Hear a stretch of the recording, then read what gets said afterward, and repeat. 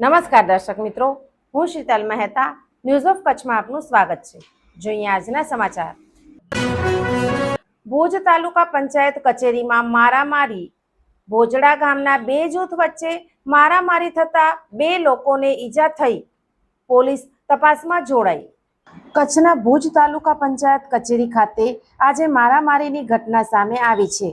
માહિતી મુજબ ભોજડા ગામના બે જૂથો વચ્ચે ગ્રામ પંચાયત કચેરીના નિર્માણ મુદ્દે લાંબા સમયથી ચાલી રહેલા મન દુઃખને લઈને ઉગ્ર બોલાચાલી બાદ મારામારી થઈ હતી।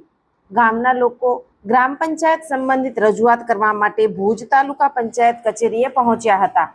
આ દરમિયાન બંને પક્ષો વચ્ચે વિવાદ વધતા મામલો હાથાપાઈ સુધી પહોંચ્યો હતો। રજૂઆત કરવા આવેલા લોકો પર હુમલો કરવામાં આવ્યો હોવાના આક્ષેપ પણ કરવામાં આવી રહ્યા છે। આ ઘટનામાં બે લોકોને સામાન્ય ઈજાઓ પહોંચી હતી, જેમને 108 એમ્બ્યુલન્સ મારફતે સારવાર માટે હોસ્પિટલ ખસેડવામાં આવ્યા હતા।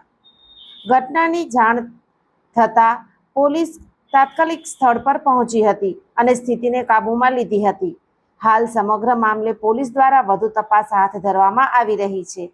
ભુજ તાલુકા પંચાયત કચેરીમાં બનેલી આ ઘટનાએ સ્થાનિક સ્તરે ચર્ચા જગાવી છે। હવે તપાસ બાદ સમગ્ર ઘટનાક્રમની હકીકત સામે આવશે। દર્શક મિત્રો, આજે તારીખ 6 જૂન 2026 આ હતા આજના સમાચાર। આવતીકાલે ફરી મળીશું, ત્યાં સુધી મને રજા આપશો। નમસ્કાર।